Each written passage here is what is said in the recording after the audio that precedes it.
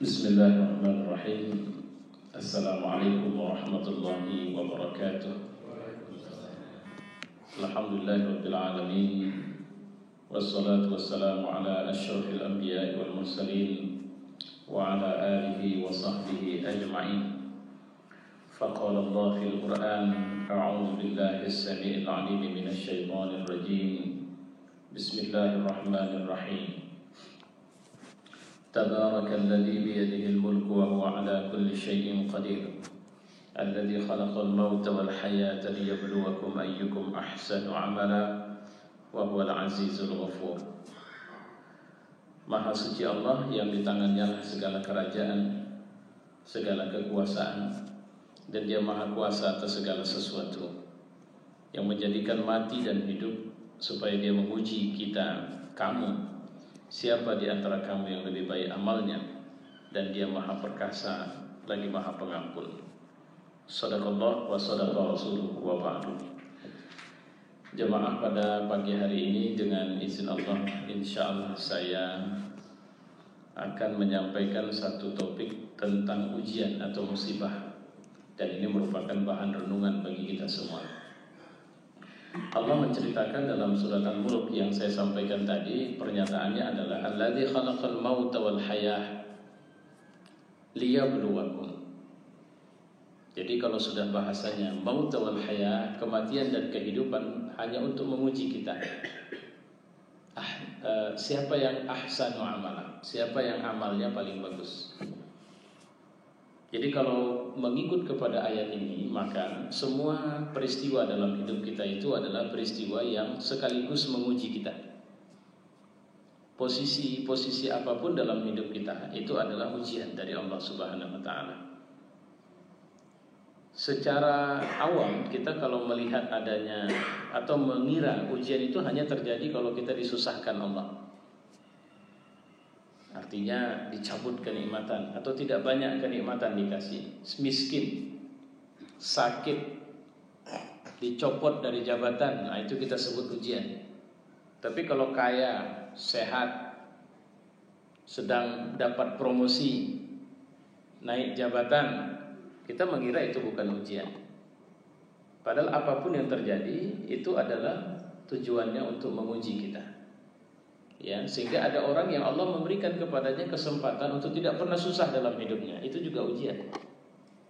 Ya, warisan kekayaan orang tuanya 700 keturunan pun tidak akan habis kaya. Nah, itu juga ujian. Diangkat menjadi gubernur, itu ujian. Ujian, pertanyaannya adalah ujian untuk apa? Kalau bahasa surah Al-Mulk tadi, liyabluwakum ayyukum ahsanu amala, untuk melihat siapa yang paling bagus amalnya. Otomatis apa yang dimaksud dengan ahsanu amala? Amal yang paling bagus itu, pertama, dia tidak kehilangan keikhlasan kepada Allah apapun yang diperolehnya dalam hidup ini. Jadi apanya? Pertama, tidak hilangnya niatnya. Qasdul hayah, tujuan hidupnya tidak hilang. Bukan lantas ketika kapal ini dihantam oleh badai, maka kemudian sudahlah balik saja kita.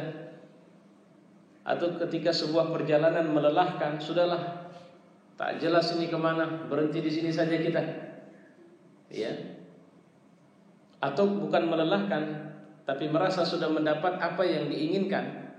Ngapain lagi kita ke sana? Di sini pun adanya. Itu yang dimaksud tidak lari dari qasdul hayah. Qasdul hayah itu artinya tujuan hidup. Jadi ahsanu amala itu muatannya adanya, pertama, tujuan hidupnya tidak melenceng.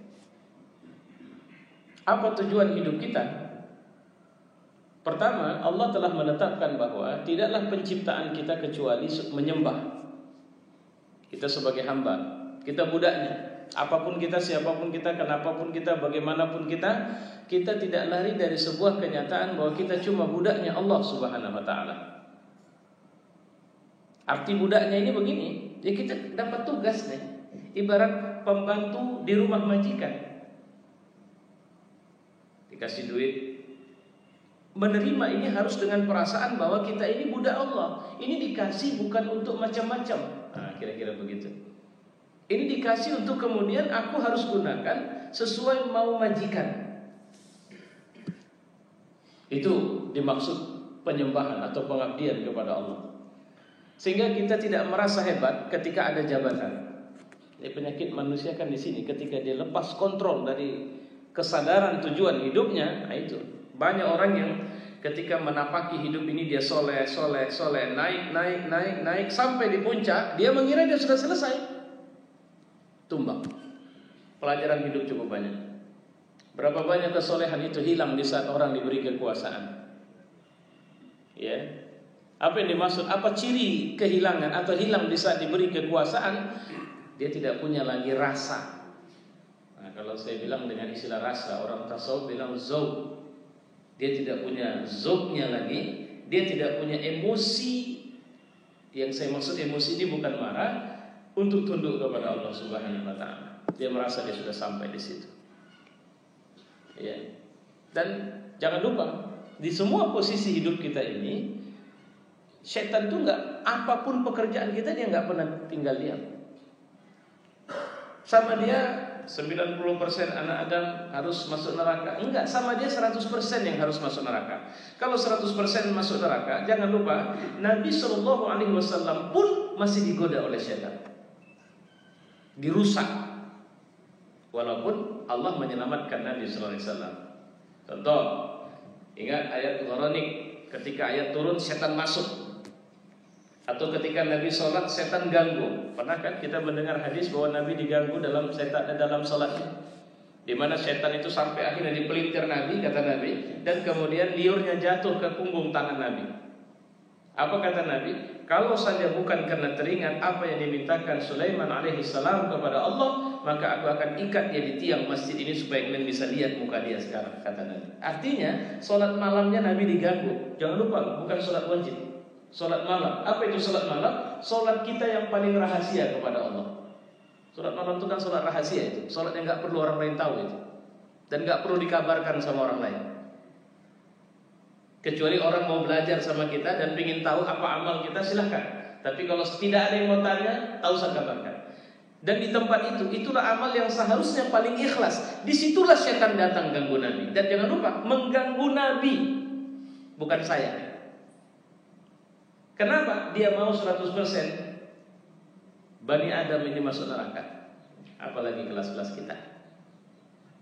Jadi apa yang dia lakukan? Melencengkan kita dari tujuan hidup kita. Jadi kalau bahasa ahsanu amala, yang pertama syaratnya adalah husnun niyat. Ya, ahsanu amala itu berangkat dari bagusnya niat kita. Apa niat kita yang harusnya bagus? Lillahi ta'ala. Apa itu maksud lillahi ta'ala? Kita harus pede, harus tahu diri, maksudnya bahwa siapapun kita, kenapapun kita cuma pesuruhnya Allah. Dalam arti kata cuma budak. Rumah yang bapak punya, apapun isinya, gak usah merasa hebat. Itu semua punya dia.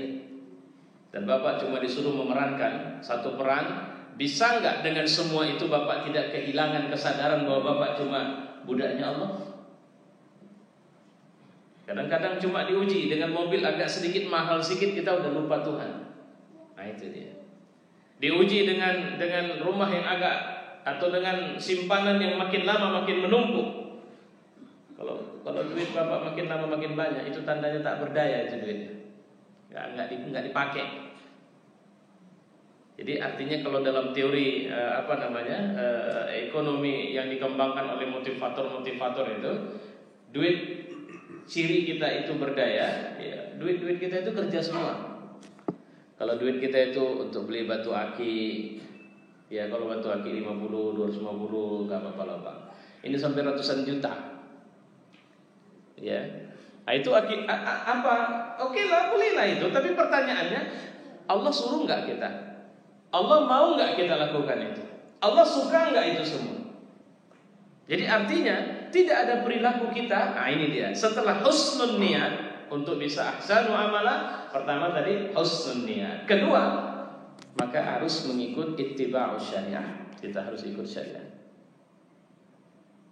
Gak usah berimprovisasi dalam hidup ini. Karena sekarang kita hidup di zaman orang yang mencoba seakan-akan beragama, tapi sebenarnya tidak beragama. Apakah itu dalam bicara, apakah itu dalam berperilaku? Ya. Artinya maaf cakap, ya Allah. Semoga Allah jauhkan kita semua, termasuk saya secara khusus. Sekarang banyak para pendakwah yang aksentuasi berdakwah itu lakon, dengan suara yang dibuat sedemikian rupa, dengan action sedemikian rupa, supaya orang mendengar dengan enak, tapi berhenti di situ. Kenapa saya bilang berhenti di situ? Karena tidak disertakan husnul niat, dan sebenarnya tujuan dakwah itu apa? Supaya orang senang dengar saya. Bukan itu tujuan dakwah. Tujuan dakwah itu supaya orang tersentuh dengan agama Allah, dan selanjutnya urusan Allah mau memberi hidayah atau tidak kepada orang itu. Yang saya maksud di sini tabligh. Jadi tidak perlu. Makanya saya berapa kali tanya orang kalau dalam memberikan daurah muballighat atau muballigh, saya sering mengatakan biasa saja. Tidak perlu kau saya mengucapkan kepada kita semua, enggak perlu, biasa saja. Bicaralah seperti apa yang seharusnya kau bicara, tapi bicarakan itu dia datang dari hatimu, sehingga orang akan mendengarnya dengan hati. Baik, kemudian senang-senang. Ini banyak saya perhatikan juga. Alhamdulillah tahun ini enggak begitu menonjol, tapi saya tidak tahu Bapak lihat atau tidak. Orang berangkat haji, hajinya benar, tapi cara mau berangkatnya tidak benar. Entah kapan pula sudah mulai pakai keyboard-keyboardan. Syukuran mau berangkat haji, ibu panggil keyboard. Kalau panggil keyboard, saya tidak ketemu di mana ada harus panggil keyboard. Kalau kita, ini jangan lupa, itu perjalanan menuju surga, pelantikan menjadi penghuni surga. Kenapa dia harus melakukan maksiat di dalamnya? Misalnya begitu. Apa kira-kira adab atau perintah syariat ketika kita mau berangkat haji? Apa yang disuruh Allah? Kerjakan saja itu dulu. Nah, kita seringkali masuk ke wilayah yang Allah tidak suruh, Nabi-Nya tidak contohkan, dan kemudian kita menganggap dan menisbahkan itu sebagai bahagian dari perilaku agama. Lihat jahatnya kita sekarang. Begitu pemerintah bilang ada istilah Islam Nusantara, maka kemudian ada pentas seni Islam Nusantara, tapi sholawat koplo. Bukan, mungkin Bapak Ibu ada sudah lihat apa namanya videonya. Sholawat yang didendangkan dengan cara lagu pop, apa itu namanya, dangdut koplo itu Pak. Dan mereka berjoget, dan mereka menggunakan atribut-atribut Islam. Ya Allah. Nah, itu kalau bahasa ini artinya siapa yang ahsanu amala, mereka ikut syariat di semua urusan hidup mereka. Oke? Baik. Saya pagi ini ingin mengajak kita untuk mendiskusikan ini secara khusus ujiannya, bukan ahsanu amalan. Ya. Yang harus kita pahami, saya mau ambil satu ayat dalam Al-Quran surat Hud ayat 7. Wa huwallazi khalaqas samawati wal ardi fi sittati ayyam wa kana 'arshuhu 'alal ma' liyabluwakum ayyukum ahsanu amala. Jadi ada penegasan. Semua yang Allah ciptakan ini untuk menguji kita. Liyabluwakum ayyukum ahsanu amala. Kemudian banyak lagi ayat yang lain, cuma persoalannya adalah hari ini kita berhadapan dengan cobaan yang luar biasa.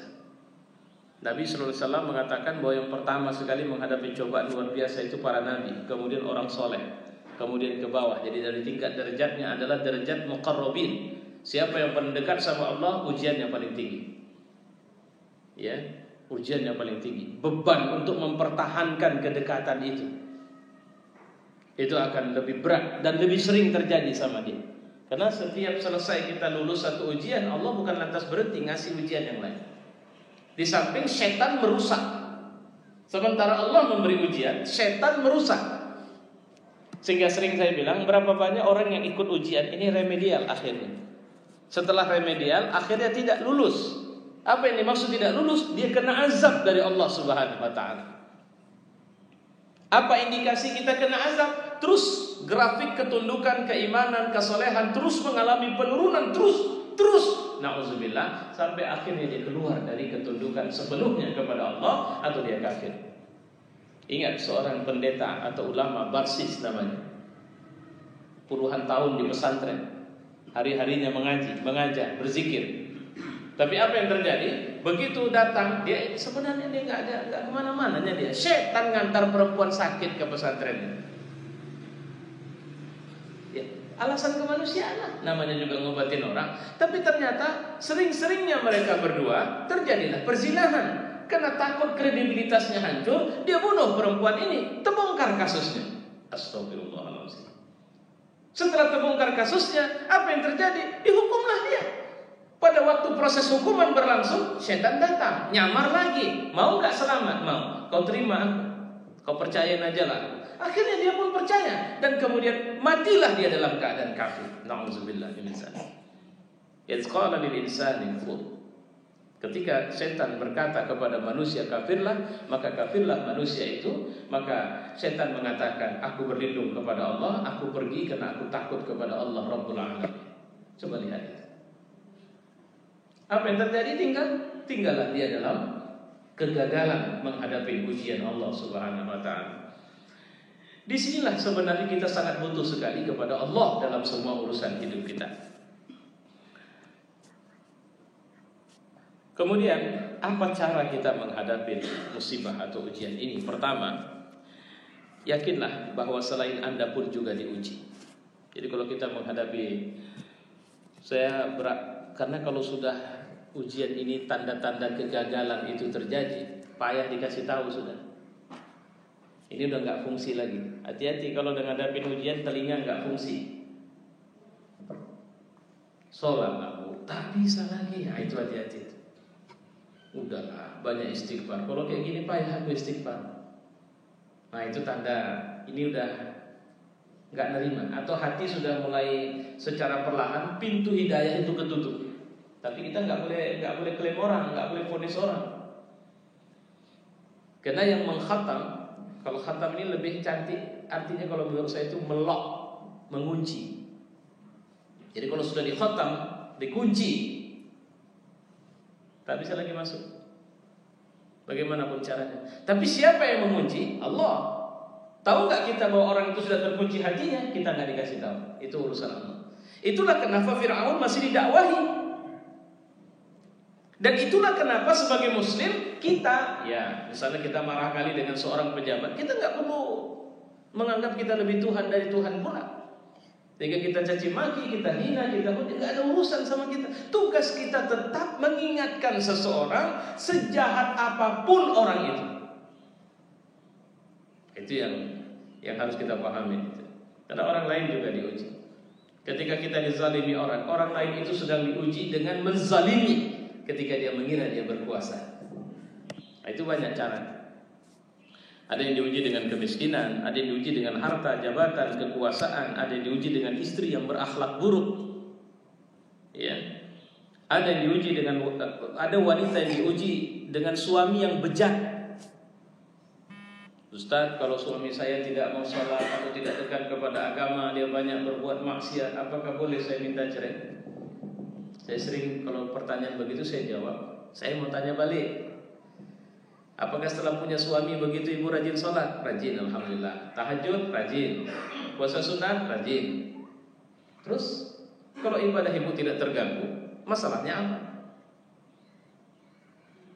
Wah, saya nggak tahan lihat dia begitu. Oh, kalau begitu persoalan kesabaran. Nah, kalau ibu sudah tidak sabar melihat yang begitu dan tidak merasa berdaya untuk berbuat, tidak ada alasan untuk menolak bahwa boleh meminta cerai, dari situ tidak ada masalah. Tapi saya kalau dulu setelah punya suami yang buruk ternyata ibadah ibu jauh lebih kuat, kenapa ibu harus memutus pernikahan? Kenapa tidak bersabar dan terus mendakwahinya, terus mengingatkannya? Jadi kan kita seringkali setan itu sebenarnya setan itu masuk dari situ, ingin merusak dia. Dulu Asia itu bersabar terhadap Fir'aun. Sampai Fir'aun sendiri yang menggantungnya. Nah, coba bayangkan itu. Tapi dia bersabar, dia tidak minta cerai, dia tidak berpisah dari Fir'aun sampai kematiannya datang dan dia minta kepada Allah, gantilah kesabarannya dengan bangunan di surga ya Allah. Nah itu, ya. Ada wanita yang diuji pula dengan mertua yang jahat. Selalu mengintervensi rumah tangganya. Seorang suami curhat sama saya, Ustaz, apa yang saya buat? Apa yang bisa saya buat? Akhirnya sekarang saya berpisah, di bawah tekanan saya menceraikan istri saya. Dan setiap saya mengatakan sesuatu, istri saya selalu mengatakan dia harus tanya dulu kepada ayahnya. Dan aku melihat sebenarnya dia masih menyukaiku, tapi sekarang aku jauh darinya. Bahkan untuk pegang anakku aku tidak bisa. Bagaimana status perceraian kami? Apa saya bilang? Tidak sah sebuah perceraian jika kau melakukannya di bawah tekanan. Dan kedua, kenapa tidak kau ajak istrimu bersamamu? Dia sangat patuh kepada orang tuanya. Kepatuhan yang membuat dia bermaksiat kepada suaminya, itu bukan kepatuhan itu. Hati-hati kita jadi orang tua, karena alasan kita, enggak, dia belum bisa mandiri. Kenapa kau nikahkan? Kadang-kadang aneh juga ya, banyak orang tua kan sayangnya salah sama anak. Dia nikahkan anaknya, tapi dia genggam kuasa terhadap anaknya. Ketika anaknya sedikit bermasalah, dia serang suaminya atau dia serang istrinya. Ini orang tua atau apa? Itu juga ujian. Ya. Kemudian ada yang diuji dengan ibunya. Dan terlalu banyak model ujian yang menimpa manusia, maka Anda sebagaimana manusia yang lain juga ditimpa ujian. Jadi nggak usah merasa ya Tuhan, kenapa kau? Semua manusia mengalami ujian. Ya. Doakan saya supaya saya bisa bersabar Ustaz menghadapi semua ini. SMS seorang istri terhadap masalah keluarganya. Saya bilang, saya berdoa kepada Allah, semoga Allah memberikan kesabaran kepadamu sekeluarga dan juga kebaikan bagi orang yang selama ini membuat kau sulit bersabar. Ya, artinya banyak sekali sebab-sebab masalah dalam hidup. Nah, ini kita renungkan. Pertama, jangan mengira Allah cuma menguji kita. Itu pertama. Kedua, sabarlah dengan ujian yang sedang Anda hadapi. Alhamdulillah Anda masih bisa memikulnya. Bisa jadi jika ujian Anda diuji dengan ujian yang lain, maka Anda tidak akan mampu menghadapinya. Jangan komentari ujian yang menimpa orang lain. Di Sumatera Utara gubernurnya sedang diuji Allah. Enggak urusanmu itu. Doakan dia supaya dia lulus dari ujian itu. Karena belum tentu kita lebih kuat dari dia kalau Allah berikan ujian kekuasaan sama kita. Belum tentu kita lebih kuat. Jadi adab kita sebagai mukmin bukan mencecer-cecer aib saudara kita kalau memang itu aibnya. Karena aibnya itu Allah akan balas itu. Kalau memang aib itu keburukan atau dosa yang dia lakukan. Nah, penyakit kita kan sekarang sudah dididik untuk menjadi orang yang itu tadi kaifiatnya tidak sesuai dengan syariat. Ya. Ketiga, terkadang setan membisikkan kepada kita bahwa ujian yang kita hadapi sangat berat dan tidak mungkin bisa dipikul. Maka ingatlah bahwa saat masih terlalu banyak orang diuji dengan ujian yang jauh lebih berat dari kita. Kita masih bisa sholat dengan enak. Saudara kita di Syria, saudara kita di Irak, saudara kita Muslim Sunni di pusat-pusat orang-orang Syiah misalnya, tak bisa nyaman. Ya. Tingkat keadilan, bagaimana penerapan keadilan macam-macam. Ada orang yang merasa aman setelah dia melepaskan kehormatan agama dari dirinya, baru dia merasa tenang. Sebenarnya Anda telah terjebak dalam kesalahan di mana sebenarnya itu adalah kekalahan kita. Ya. Kelima, bahkan bisa jadi Allah menghendaki kita meraih tempat yang tinggi di surga yang tidak mungkin Anda peroleh hanya dengan amal soleh. Bahkan Nabi pernah bilang dalam satu hadis, ada orang yang nggak pernah sepi dari ujian sampai mati. Bukan karena Allah benci sama dia, tapi karena Allah mau dia masuk surga dengan cara lulus ujian. Itu ada hadis cukup panjang ya. Jadi dikasih Allah ujian, tapi diberikan kesabaran sama dia supaya akhirnya dia masuk surga. Karena kalau cuma sekedar sholat, dia tidak tergolong orang yang kuat sholat, tidak tergolong orang yang kuat puasa, tidak tergolong orang yang banyak berzikir, tidak tergolong orang yang banyak melakukan kesolehan-kesolehan. Tapi Allah timpakan ujian demi ujian terus sama dia sampai kematiannya datang. Ya, ingatlah dengan ujian terkadang kita baru sadar bahwa kita lemah dan kita butuh Allah. Gak bisa kita hadang kematian walau kita punya kekayaan. Tak bisa kita hadang masalah walau kita punya kekuasaan. Dan sesehat apapun orang mati, sehebat apapun kekuasaan, dunia sudah membuktikan penguasa zalim, penguasa adil, mereka semua mati. Mereka kembali kepada Allah. Yang dibutuhkan adalah kesabaran menghadapi semua ujian ini. Ya. Ketujuh, ini yang menarik ini. Terkadang ujian bisa menghilangkan sifat ujub dalam diri kita. Gak ada soknya lagi, gara-gara diuji Allah terus. Kemarin waktu sedang sehat kaki, petentengan kali kesana kemari jalan dengan merasa hebat. Sekarang udah mulai kaki itu pakai tongkat, nambah. Baru, ayo Pak, lomba lari kita. Hilang sombong itu. Kalau kemarin ada saja begini, sama lah seperti suara. Wah, kasih batu, hilang, serak, tuk hilang. Bisa apa lagi? Kemarin waktu mendengar langsung, sekarang tak dengar. Apapun makian orang, Allah uji dengan hilangnya pendengaran. Ya Allah, hilang. Nah, itu dia maksudnya. Ya, ujian ini bisa menghilangkan ujub. Berhusnuzonlah kepada Allah, yakinlah bahwa di balik ujian ada kebaikan kalau kita ikut maunya Allah. Jangan lupa Allah sudah kasih. Orang yang mau diazab pun bisa selamat selama dia minta ampun sama Allah. Sudah tinggal diazab, sudah semua siap, semua persediaan azab bisa keluar. Siapa itu? Kaumnya Nabi Yunus alaihissalam. Sudah tinggal diazab. Jadi jangan takut. Kalau cuma sekedar ujian, dekat sama Allah, dekat sama Allah.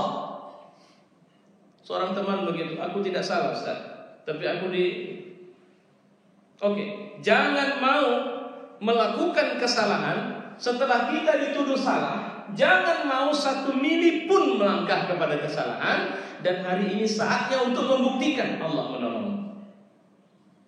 Jadi ada orang dituduh salah, dia bilang aku tidak buat.